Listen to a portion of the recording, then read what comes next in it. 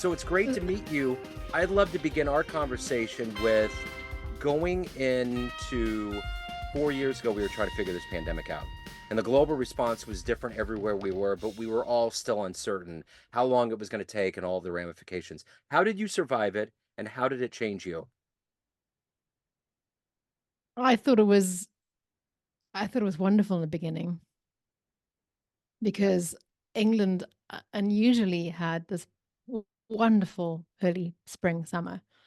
So come end of March, when our prime minister shut the country down, it was mid-20s. It was green. All of a sudden, all the meetings disappeared from the diary. You're like, oh my God, I can breathe. I can just, ironically, I can breathe. And then we all thought it was going to be 6 weeks, 8 weeks, and then it starts to turn into something a bit more. And it got a little crunchier because I was working with an organization at that time, and we sort of had a disagreement and agreed to part ways. So I was rebooting on my own again in December of that first year. And had you said to me, let's build a business 6 months into a pandemic, I would have thought, well, that was an idiotic idea. Yeah. But there I was. And I had burnt myself out twice on the solo entrepreneur journey. So I said to myself, I wanted to build in a different way. So really leverage sort of social media, social marketing this time around. And as I moved away from the sort of the B2B selling that is more common in my sort of management career. So I spent, probably the next 18 months, a large part of that pandemic, just in this massive learning cycle, which was good for me. It gave me a focus. It gave me a distraction. I live on my own in a very nice house with my elderly dog. In many ways, I was very privileged and very lucky, and had a project to keep myself in mischief. So yeah, Okay. it wasn't that bad for me, and I don't even know if I've had COVID. Bizarrely, I've Wow. never tested positive for COVID.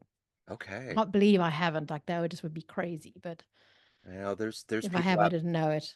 Yeah, there's people out there that got it, that haven't gotten it, and I've been very surprised because it just seems like I remember here in this country, when Fauci was talking about Mm. immunity and how we're going to get over it, he basically said at one point, we're all going to get it. I mean, it's just going to Yep. be herd immunity. I think that was kind of the philosophy of some countries like Norway and Sweden. Like, we just need to intermingle and do it. But yeah, it was a strange time. So, with this new business, with this new look on life here in 2024, if I put you in front of a bunch of third graders at career day and one of the kids looks up and says, "Hey, what do you do for a living?" How do you answer that child? My mum doesn't even know what I do. So, She will so, th- now. so third graders are 10 years old. Is that about Yeah. right? Hmm. Yeah, 10 years old. I think I would say even Batman needs a wing woman.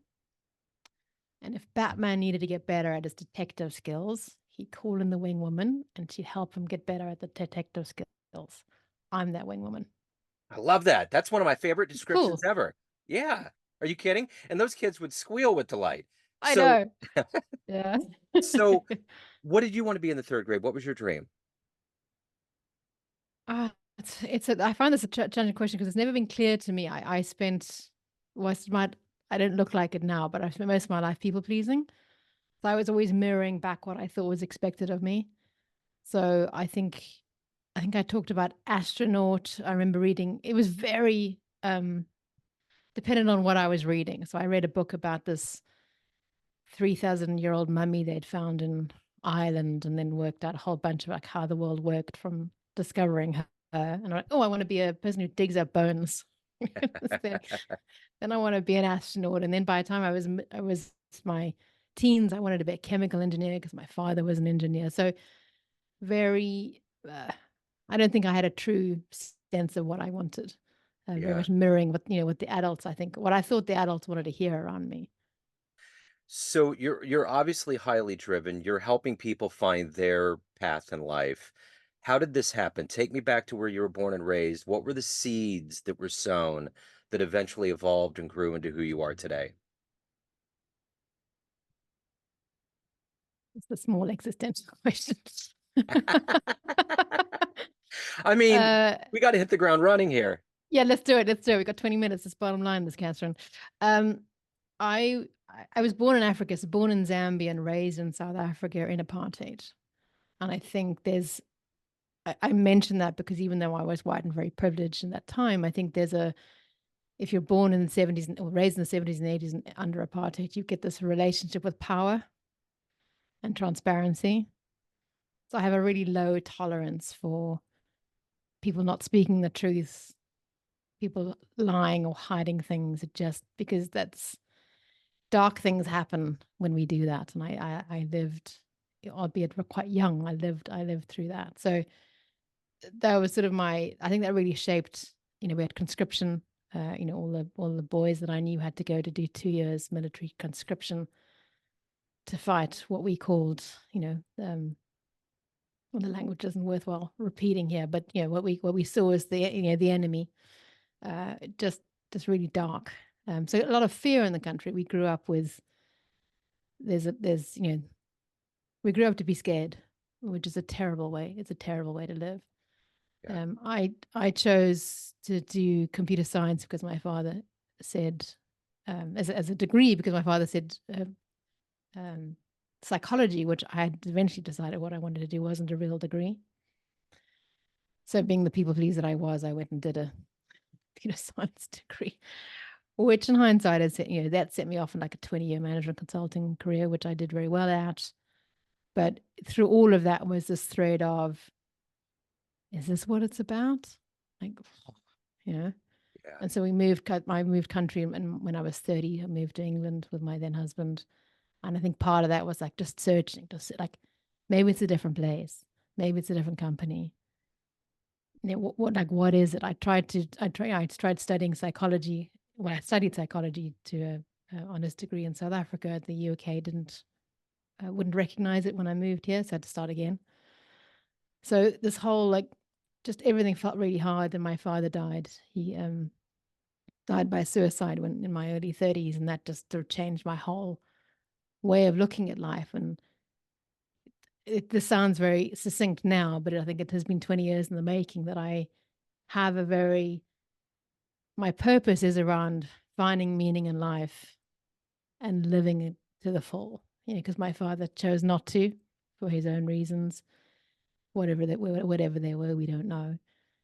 And I have been close to depression. I mean, I've been in depression and I have been close to suicide myself. And I'm like, I'm just not going back there again. Yeah.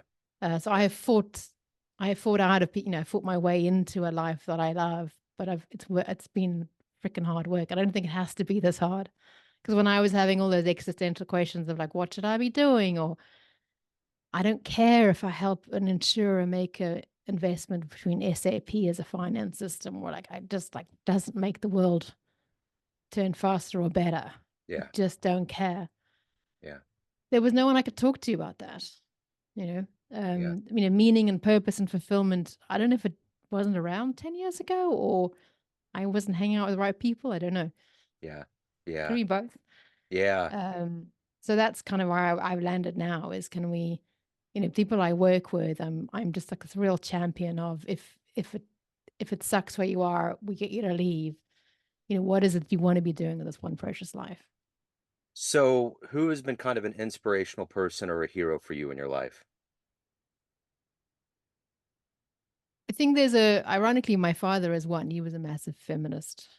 Uh, I'm 4 years old and he asks you what I want to do. And I say, I want to be a nurse. And he says, why don't you want to be a doctor? I'm like, Daddy, don't be silly. Girls are nurses and boys are doctors. He's like, just like, what? And then he became this rabid feminist in my life, saying I could do whatever I wanted. So, in some irony, he enabled me to think big and to do things that were unusual for women to do. I think in my field today, I think people like Gabor Mate, who talks about trauma and how we work with that and how we improve ourselves is really inspirational. Some very sort of niche people like Irene Lyon, same sort of things. So they're doing it's not coaching work, but it's healing work, Yeah. which my work touches into. So, if you could meet anybody alive on the planet right now that you find inspirational or fascinating, who would it be? Who'd you love to meet and talk to? Gabor Mate. Yeah. Yeah. Yeah.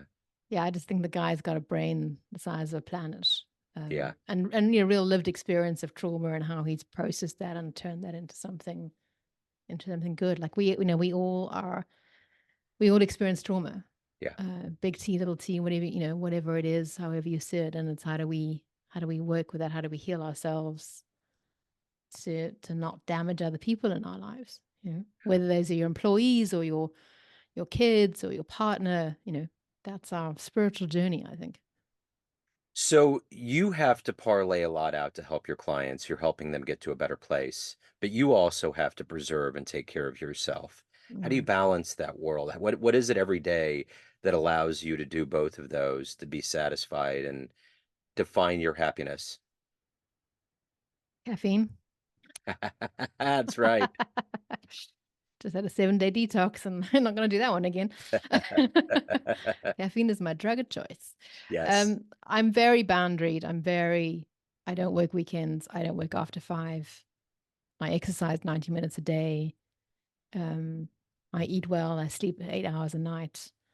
So all of that's like the, investment in the foundation so I can show up and be present, um, and, kind of hold the space for my clients. Like I'm investing in me as the instrument to be available for my clients. And that's how I do it. I've got hobbies like I do 5 rhythms. It's a movement meditation practice. I do pottery, sort of amateur ceramicist. So creative outlets, I think, are Yeah. important, whatever they look like for anyone. Yeah, Yeah. they certainly are. So Mm. of all of the clients that you've had, what's been one of your favorite success stories? I think it would be, I won't name him. Right, um, anonymous. Yeah, I yeah, get that. Yeah, yeah, anonymous. Yeah. 100%. It would be someone I started working with about 4 years ago now, and he's very heady. He's got a PhD in chemistry, and so he just thought coaching was about, help me manage my diary and help me manage my work life balance, whatever it is. And over the years, we have worked. He's been through quite a lot of organizational change that he's had to navigate, and I've got him out of his head into his heart. So one of my fundamental tenets for leadership is we are whole human beings and we can lead from our heart and our head and our gut and a combination of all three. And most people I work with, because I work largely in the sort of science tech sector, are very heady. My journey as well. I spent most of your life operating.